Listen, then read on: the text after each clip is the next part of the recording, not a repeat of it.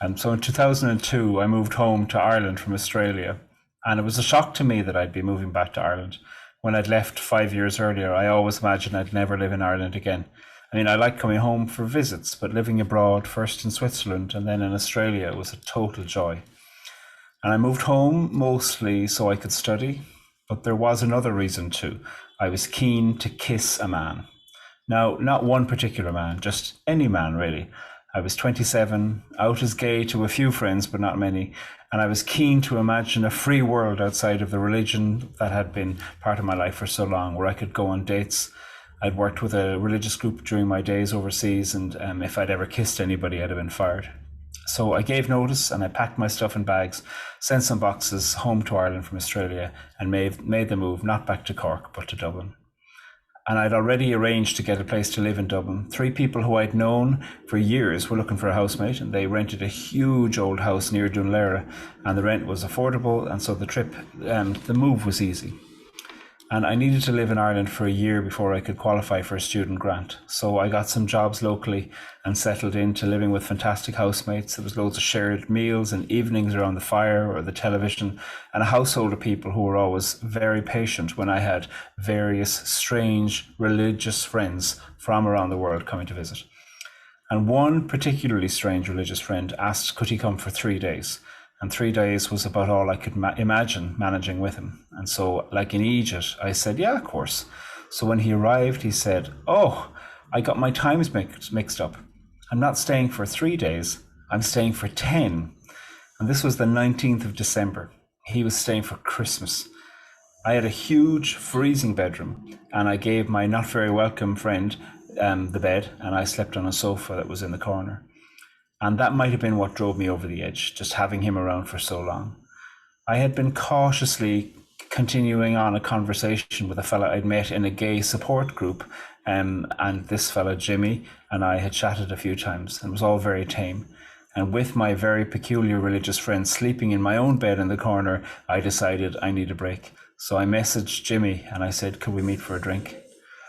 And I told my not very welcome friend, who was visiting for 10 days, not 3, that I was working late, complete lie. And I went out for a drink that might or might not have been my very first date. I told nobody about going on a date, and I wish I had. I'd come back from Ireland, moved away from an overly religious environment so I could be more open about myself, but somehow I couldn't find the words to talk about it to anyone. I didn't fear judgment from my housemates at all. They were magnificent. The problem was me. I was just shy and embarrassed, really. And so now the problem was my visiting for 10 days instead of 3 guests. He definitely would have given me all the judgment. He was not a fan of the gays. So I lied and I went into the city to meet Jimmy. I was really nervous, but mostly because he told me that he adored Michael Jackson and I don't adore Michael Jackson, and I was worrying what we were going to talk about. Michael Jackson had just dangled a baby over a balcony a few weeks previously, and I just thought he was entirely strange. And in all the anxiety of going on the date, I was mostly fixating on how am I going to talk to someone whose musical tastes I disagree with, rather than anything else about my life. And this might be called what psychoanalysts call displacement or projection, or whatever Freud would have said for being closeted and pretty fucked up. Anyway, so I met Jimmy, and he was a total laugh, completely easygoing. I had a great family, a bunch of friends, a job. I can't remember what it was, something to do with computers. It was a job that he was good at, but it didn't consume him outside of his work. I told him nervously that I didn't like Michael Jackson, and he laughed and called me an idiot. And I asked him if he liked reading poetry, and then he laughed at me and said that he was more of a Maeve Binchy fan, actually. And I'd read a few of Maeve Binchy's books when I was away, and I'd liked them, so we had some stuff to talk about. He was driving, so he just had one drink, and it was all very nice. And after the drink, he said to me, do you want to go for a walk or something? And now that I look back on it, I think he probably meant more of an emphasis on or something than an actual walk. But I didn't understand that. I was taking things very literally. So I said, I love going for walks on the beach. Let's go to Clontarf. It wasn't far away. The poor man did look a little bit bewildered. So it was freezing, and we went for a walk along the beach on a dark night in December.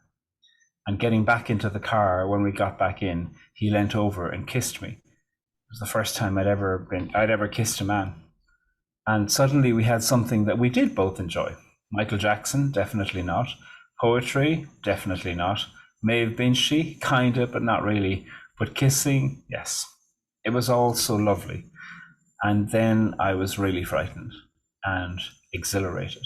Kissing a man near a beach in Dublin, where previously I had only been for prayer meetings in order to bind up the spirits of evil coming from other principalities and powers across the water. And I think that might have been the downfall. I was so frightened.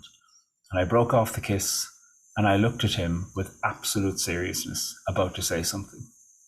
And looking back on it, I think for him, he was just thinking, this is a nice kiss next to a beach with a fella I probably won't see again, but a lovely way to end a pleasant evening. For me, it was, this is the first time I've engaged in homosexual activity with another man. And so I felt the need to make a statement. I was falling apart, really. So I looked at him very seriously and said to him, I need to tell you that we will not be able to get married and spend our lives together. And of all the things he was expecting me to say, I imagine this was not what he was expecting me to say.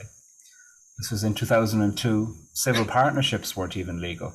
And homosexuality hadn't even been formally decriminalized 20 years at this stage. It hadn't even been formally decriminalized 10 years at that stage. So needless to say, the idea of marriage with me was not on his mind. And I have no idea why I was talking the way I was talking. I babbled on about how I thought I was going to be a priest and how maybe I should reconsider the priesthood and how secrets weren't good for me and how I didn't have anybody in my life who knew I was gay. And I think he could see how frightened I was, because he then said, do you want a cup of tea? And I said, yes, because the idea of a cup of tea was absolute godsend. And so next to the beach, there was a takeaway place, usual kind of place, really bad. And we sat outside, freezing, the salty smell of water in the air. There was others around us ordering chips and burgers. And me and him sat with large cardboard cups of milky tea.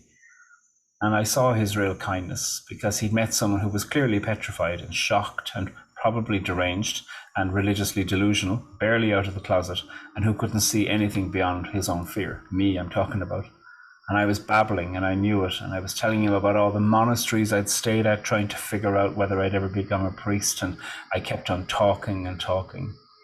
And after we'd finished the tea, he said to me, I'll drive you home. He got out of the car to give me a hug, and he said, take care of yourself, and then he drove off. Presumably, kind as he was, to be rid of such a babbling idiot. And I went up to my room and went in quietly, trying not to wake my friend who didn't like the gays and who had come to stay for 3 days, but was actually about to stay for 10. And trying to sleep on my couch in the room, I could hear my friend sleeping, breathing heavily, but I couldn't sleep. I was wondering, why did I move back home for this when I'm still so frightened of it? Why did I move back home for all this secrecy and desire? And then I kept on thinking about the kiss and the fear and the cup of tea and the beach and being home and that very kind man, Jimmy. I don't want to play out this drama in front of everybody, but I think, an explanation is required. Thank you for your story. We did have some wonderful New York. Speaking of New York sound effects, if you gotta go, you gotta go. Can you bring me up David Simpson then? Do you have to go? No, I don't. Somebody's probably just ringing the doorbell down there to ask anybody to open up the door. Right. Sorry about the noise. Well, we had some car horns and what sounded like a kettle boiling. Oh, right. Oh, that's the radiator. Okay, somebody is irritated downstairs. I'll bring up David Simpson. Okay.